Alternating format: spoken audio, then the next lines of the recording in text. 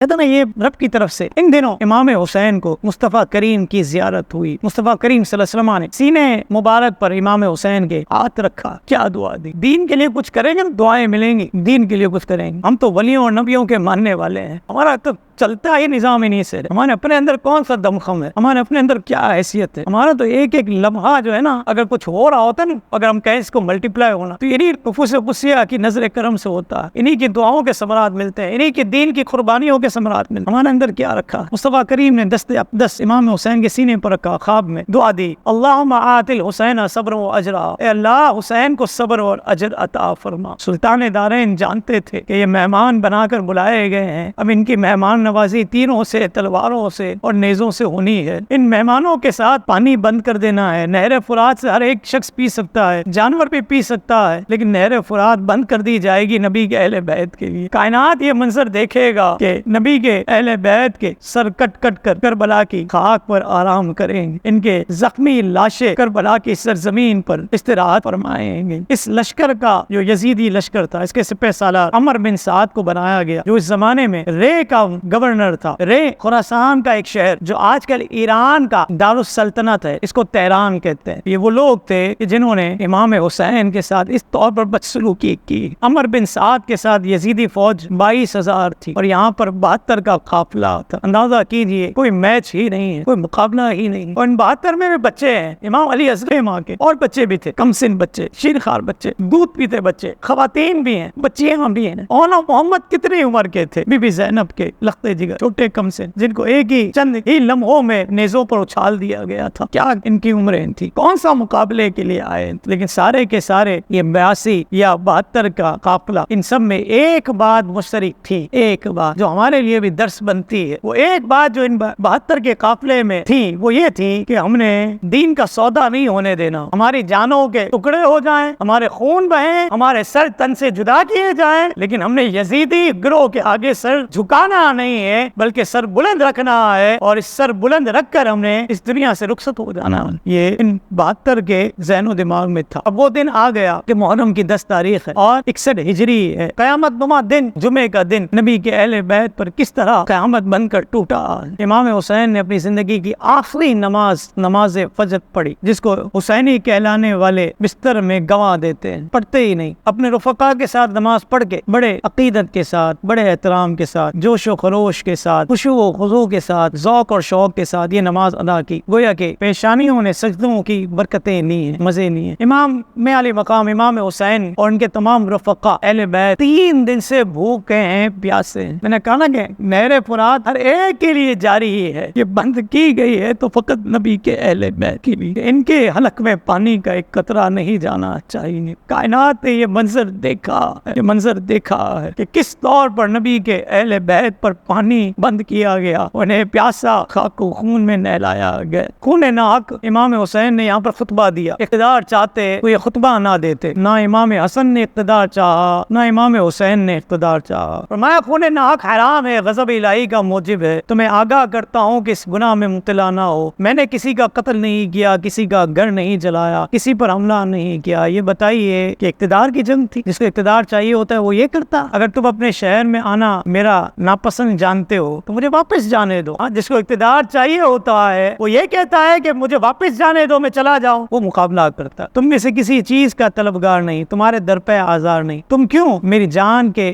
در پہ ہو, اور کس طرح میرے خون کے الزام سے بری ہو سکتے ہو. روز محشر میرے خون کا تم کیا جواب دو گے؟ اپنا انجام سوچو, اپنی عاقبت پر نظر ڈالو, پھر یہ سمجھو کہ میں کون اور بارگاہ رسالت میں میرا مقام و مرتبہ, میں کس کا منظور نظر, میرے والدین کون, میری ماں فاطمہ الزہرا طیبہ طاہرہ. جب یہ پورے صراط سے گزریں گی تو اہل محشر کے لیے ندا ہوگی کہ سروں کو جھکاؤ, آنکھیں بند کرو. بی بی سیدہ کی سواری 70,000 حوروں کی معیت میں گزر رہی ہے. میں ان کا لخت جگر, میں وہی ہوں جس کی محبت میں سرور کائنات نے کلام فرمایا, جس کو اپنی محبت کہا. میرے فضائل تمہیں معلوم ہے, میرے حق میں جو قرآن کی آیتیں آئی ہیں, جو احادیث طیبہ اہل بیت کی شان میں آئی ہیں, تو سب جانتے ہو. امام حسین نے فرمایا میں اتمام حجت کر چکا, تاکہ اس جنگ کو دفع کرنے کے لیے آخری تدبیر جو میری طرف سے ہو سکتی تھی وہ ہو جائے, کوئی بات رہ نہ جائے. اب اگر مجبور کرتے ہو کہ میں لڑوں یہاں پر تو پھر میں لڑنے کے لیے تیار ہوں, چاروں ناچار مجھے تلوار اٹھانی ہی پڑے گی اگرچہ میں نہیں چاہتا. آپ نے تمام حجت فرما لی تاکہ کوئی یہ نہ کہے قیامت تک کے لیے کہ امام حسین نے اپنی طرف سے مقابلے کے لیے تلوار اٹھائی ہے. آپ اقتدار چاہتے ہی نہیں تھے, اسی لیے آپ نے خطبہ دیا کہ مجھے بھی دیکھ لو, میرے نانا کو بھی دیکھ لو, میری ماں کو بھی دیکھ لو, میرے باپ کو بھی دیکھ لو. ہم لڑنے والے لوگ نہیں ہیں بلکہ ہم تو دین اسلام کو آگے بڑھانے والے لوگ. ایک گستاخ مالک بن عروہ نے گستاخی کی اور کہا کہ اے امام حسین, آپ نے تو پہلے ہی خندق کے باہر آگ جلا لی ہے, پہلے ہی دنیا میں آگ جلا لی. امام حسین کو اس کا جملہ یہ بڑا ناپسند ہوا. آپ نے اس کو دعائے بد فرمائے, فرمایا کہ اللہ تو اسے جہنم کی آگ کا مزہ چکھا اور دنیا میں بھی آگ کا مزہ چکھا. اس کے گھوڑے نے اس کو گھسیٹ کر اسی خندق میں ڈال دیا اور لوگوں کے سامنے وہ جل بھن گیا.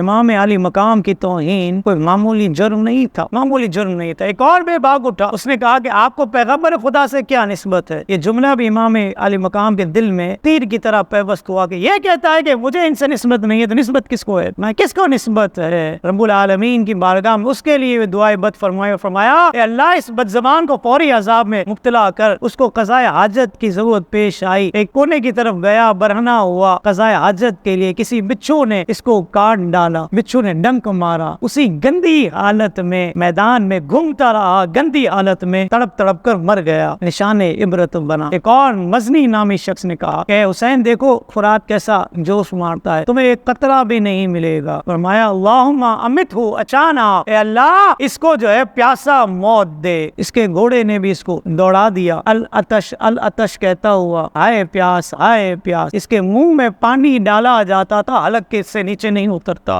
امام علی مقام کے لیے کہتا ہے کہ آپ کو پانی نہیں ملے گا, یہ جرت کرے گا. یہ سارے کے سارے جرت کرنے والے بے باک گستاخ ملیا میٹ ہوئے. عقیدت مند بھی آئے, وہب بن عبداللہ کلبی جس کی ماں کے کانوں سے آواز ٹکرائی ہے کہ نبی کے اہل بیت پر مشکل وقت ہے, بیٹے کو بلاتی ہے کہ بیٹا آ مجھے بات کرنی ہے تجھ سے. کہا ماں کیا بات کرنی ہے. فرمایا کہ نبی کے اہل بیت یہاں پر آئے ہیں کربلا میں. یہ ماں جو وہب بن عبداللہ کلبی کی تھی, بیٹے کو بلایا, کہا بیٹا نبی کے اہل بیت پر مشکل وقت ہے. ماں کیا چاہتی ہے. کہا میں چاہتی ہوں کہ تو ان کے نام پر اپنی جان قربان کر دے, شہادت پالے, اور سن اگر تو نے انکار کیا تو اپنا دودھ نہیں بخشوں گی. یہ مائیں ہوا کرتی تھی مارننگ شو والی مائیں, مارننگ شو والی مائیں تھوڑی تھی وہ کہ صبح اٹھے تو 9 بجے مارننگ شو کی نوسط لگ گئی گھر میں. جو رحمت کے فرشتے قرآن پڑھ کے آنے کے تھے وہ ہم نے کھولا ہی نہیں, ہم نے مارننگ شو کھول دیا. اس عورت نے جو ہے مارننگ شو میں آ کر کیا تماشا کر لیں. اس کے تو تماشے یہ روز کے الگ الگ تماشے ہیں, تو الگ الگ تماشے دکھانے والی عورت صبح روزانہ مارننگ شو کے نام پر آ کر مسلمانوں کے دین کو خراب بھی کرے اور بے برکتی اور رحمت کو بھی رفع دفع کرے. اللہ تعالی ہدایت عطا فرمائے, اللہ تعالی ہدایت عطا فرمائے. اب میں تجھے دودھ نہیں بخشوں گی. اب میں کیا چاہتی ہے, اور میں نبی کے نام پر, نبی کے اہل بیت کے نام پر کٹنا ہے, ٹھیک ہے حضرت, لیکن ماں میری شادی کو 17 دن ہوئے, نئی نویلی دلہن ہے, اجازت لے لوں. اس کو بیٹا اجازت لے گا تو عورت ناقص عقل ہوتی. اس نے کہا اجازت دینی ہے تجھے. ماں اتنا تو حق بنتا ہے اس کا ان 17 دنوں میں, اس کو یہ کہہ دوں کہ تو نے اپنا کوئی انتظام کرنا ہے تو دیکھ لے, سوچ لے, بتا دے, میں نے تو نبی کے نام پر اپنی جان دینی ہے, تو راستے تو الگ کر لیں ہم. اگر مانتی نہیں ہے تو ٹھیک ہے بیٹا, سن باتوں میں نہیں آنا. اس کے پتا چلا کہ بیوی کے باتوں میں آنے والے اس وقت بھی تھے اور ماؤں کو خدشات ہوتے تھے, آج بھی یہ خدشات ہیں, ہر دور میں ہوتے ہیں. خیر اور نئی نویلی دلہن بھی سعادت مند تھی, وہ بھی مارننگ شو والی نہیں تھی, وہ سعادت مند تھی. اس نے کہا کہ ٹھیک ہے آپ ضرور جائیں, بلکہ ہم بھی آپ کے ساتھ آئیں گے. آپ نبی کے نام پر کچھ شہادت پیش کریں اپنی, اور ہم نبی کی بیویوں کی خدمت کر کے ان کی کنیزیں بن کر اپنی بقیہ زندگی گزاریں گے. آپ کو بھی سعادت ملے, ہمیں بھی خدمت کا موقع ملے. قافلہ 3 رکنے قافلہ, ماں بیٹا اور بہو, امام حسین کی بارگاہ میں پہنچتے ہیں, عقیدت کا اظہار کرتے ہیں. امام علی مقام امام حسین نے ان کو قبول کر لیا. یہ نوجوان جس کی شادی کو 17 دن ہوئے, آج 17 دن شادی کو تو سمجھتا ہے کہ مہینے بھر کی نماز معاف ہے, ابھی تو 17 دن ہوئے ہیں, ابھی 12-13 دن اور باقی ہیں, نماز 1 مہینے کے بعد شروع کریں گے. ابھی تو ہنی مون بھی نہیں پورا ہوا. لیکن یہاں پر دیکھیے کہ دین اسلام کے ماننے والوں کا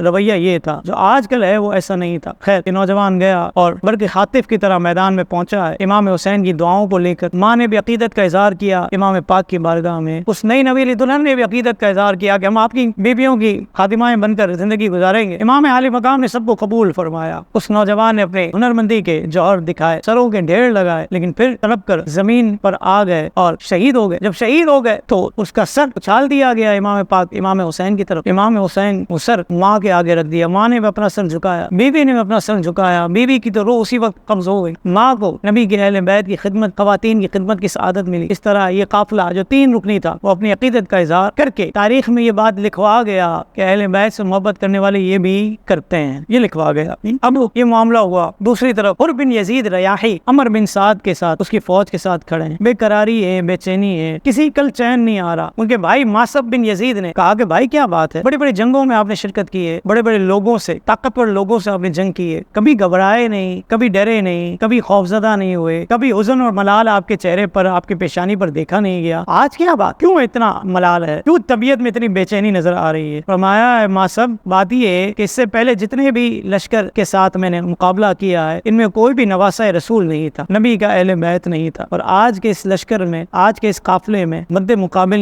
نبی کے اہل بیت ہیں. مجھے ایک طاقت جنت کی طرف کھینچ رہی ہے, دوسری طاقت مجھے جہنم کی طرف کھینچ رہی ہے, اور میں فیصلہ نہیں کر پا رہا کہ میں کیا کروں. یہ باتیں چل رہی تھی, نگاہ ولایت نے بھانپ لیا, امام حسین کی ولایت نے یہ بات بھانپ لی کہ یہ حر جو ہے یہ اگرچہ کھڑا یزید کی فوج کے ساتھ ہے لیکن یہ ہے اپنے والا, اس کو یہاں نہیں یہاں ہونا چاہیے. چنانچہ امام علی مقام نے ایک صدا لگائی. کیا صدا لگائی؟ فرمایا کہ ہے کوئی جو آل رسول پر اپنی جان قربان کرے اور سید عالم صلی اللہ علیہ وسلم کی بارگاہ میں فرخرو ہو جائے. یہ صدا تھی کہ حر کے پاؤں کی بیڑیاں کٹ گئیں. انن فانن پلک جھپکتے تیزی کے ساتھ گھوڑا دوڑایا اور امام حسین کی بارگاہ میں آ پہنچا. فرمایا حضور جانتے ہیں مجھے, پہچان لیا؟ فرمایا ہاں پہچان لیا. کہا میں وہی حر ہوں جس نے آپ کو روکنے کی جسارت کی تھی, اور میں نادم ہوں اپنے اس رویے پر کہ مجھے کیا ہو گیا تھا کہ میں آپ کو روکا میں نے, لیکن میں توبہ کرتا ہوں. اس نے ہاتھ جوڑے, کان پکڑے, اور میں مجھے معاف کیجیے, میں کیا چاہتا ہے؟ فرمایا کہ اگر میں آپ کے ساتھ شامل ہو جاؤں, آپ کے قافلے کے ساتھ شامل ہو جاؤں, آپ کی طرف سے لڑوں تو میری یہ کوتاہی معاف ہو جائے گی, مجھے رحمت للعالمین نبی قبول کر لیں گے, مجھے آپ قبول کر لیں گے. کیا فرمایا امام علی مقام نے؟ فرمایا هو الذی یقبل التوبۃ عن عبادہ, رب کی ذات کریم ہے, اپنے بندوں کی توبہ قبول فرماتا ہے. شاباش, میں نے تیری کوتاہی معاف کر دی اور تجھے اس شہادت کے حصول کی اجازت دی. یہ نعرہ حر کا تھا جس وقت فوج شام سے نکلا کہ دیکھو یوں نکلتے ہیں جہنم سے خدا والے, ہزاروں میں 72 تن تھے, تسنیم و رضا والے, حقیقت میں خدا ان کا تھا اور یہ تھے خدا والے. کسی نے جب وطن پوچھا تو یوں حضرت نے فرمایا مدینے والے کہلاتے تھے, اب ہے کربلا والے. حسین ابن علی کی کیا مدد کر سکتا تھا کوئی, یہ خود مشکل کشا تھے اور تھے مشکل کشا والے. دوائے درد ایسیاں پنجتن کے در سے ملتی ہے, زمانے میں یہی مشہور ہے دارالشفا والے. حر نے اجازت پائی, گھوڑے کو اینڑ لگائی, اور امام علی مقام کے ساتھ جب بات چیت ہو گئی اور صفے امام پاک میں کھڑا ہو گیا تو ان کے بھائی ماسب بن یزید بھی آ گئے. اب ان دونوں کو دیکھ کر یزید کی فوج میں کھلبلی مچی کہ یہ تو ہمارے طرف سے کیا ہو گیا. کیا تھا؟ عمر بن سعد نے ایک شخص کو بھیجا کہ جا دیکھ حالات کا جائزہ لے, کیا ہو گیا. ایک شخص آیا, اس نے کہا ہے حر بڑا عقل مند تھا, تیری دانائی کی باتیں کی جاتی تھی, لیکن آج تم نے نادانی کا ثبوت پیش کیا اور لشکر جرار کو چھوڑ کر تو ان لوگوں کے ہاتھوں چڑھ گیا جن کے پاس نان شبینہ بھی نہیں, جن کے پاس پیاس بجھانے کے لیے پانی نہیں, وہ ختم کرنے کے لیے چند لقمے نہیں, یہ تجھے کیا دیں گے؟ حر نے کیا فرمایا؟ فرمایا کہ ان کے پاس دنیا کا ساز و سامان اگرچہ نہیں ہے, کھانے کو بھی نہیں ہے, پانی بھی بند کر دیا گیا ہے, ظلم اور جفا کی آندھی چلائی گئی ہے ان پر, لیکن یہ ہے نبی کے اہل بیت, آخرت انہیں کی ہے, اور میں دنیا کی اس لالچ کی وجہ سے اپنی آخرت کو برباد نہیں کر سکا.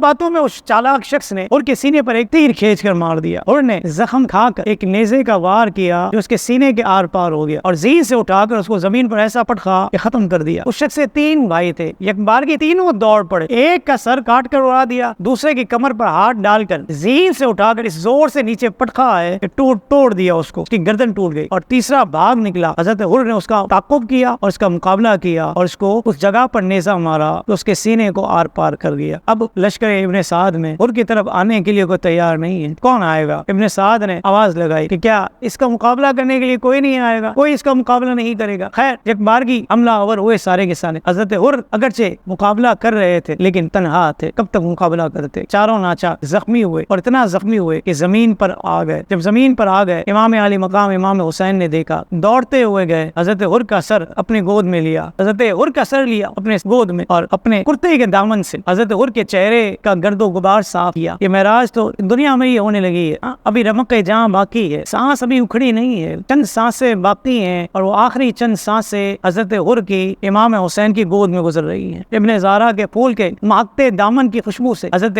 حر نے آنکھیں کھول دی, دیکھا ان کا سر امام حسین کی گود میں ہے. بس یہی آخری وقت تھا حضرت حر کا, اور حضرت حر نے اپنی جان آفرین کے سپرد کر دی. انا للہ و انا الیہ راجعون. کے بعد ان کے بھائی ماسب بن یزید نے بھی نوبت با نوبت نبی کے اہل بیت کے لیے اپنی جانوں کے نذرانے پیش کیے، اور حضرت حر کی شہادت کے بعد حضرت عقیل کے فرزند حضرت مسلم کے بھائی امام علی مقام کے بارگاہ میں آئے، اجازت چاہی۔ انہوں نے بھی بڑی ہنرمندی کے ساتھ، جمع مردی کے ساتھ یزیدیوں کو باصل با جہنم کیا، اور پھر خود بھی جام شہادت نوش کیا۔ امام پاک کے دیگر بھائیوں نے بھی اسی طور پر اجازت چاہی، اور کئی جہنمیوں کو، یزیدیوں کو باصل با جہنم کر کے جام شہادت نوش فرمائی۔ امام پاک کے بھتیجے بھی امام پاک کی بارگاہ میں آئے، اگرچہ امام پاک نے پسو پیش کیا اور یہ کہا کہ میں اس لیے تمہیں نہیں لایا تھا کہ میرے ساتھ آؤ گے تو تلواریں اور تیر تم پر برسائے جائیں گے، پانی تم پر بند کیا جائے گا، بھوک پیاس تمہیں برداشت کرنی پڑے گی، لیکن رب العالمین کی طرف سے شاید مشیت یہی ہے، لیکن پھر بھی میری یہ ہمت نہیں کہ تم جاؤ اور اس طور پر جنگ میں شریک ہو۔ لیکن تربیت میں نے کہا نا کہ مصطفیٰ کریم کے زیر سایہ جس کی ہوئی ہو تو پھر وہ خون بہانے سے، کٹنے سے، لڑنے سے ڈرتا نہیں ہے۔ انہوں نے بھی جا کر اپنی ہنرمندی کا اظہار کیا، اور حسن مصطفیٰ کے دیگر لخت جگر میدان کربلا میں شہید ہوئے۔ مزید اسلامک اور معلوماتی ویڈیوز دیکھنے کے لیے لائک، شیئر اینڈ سبسکرائب کے بٹن کو پریس کرنا ہرگز نہ بھولیں۔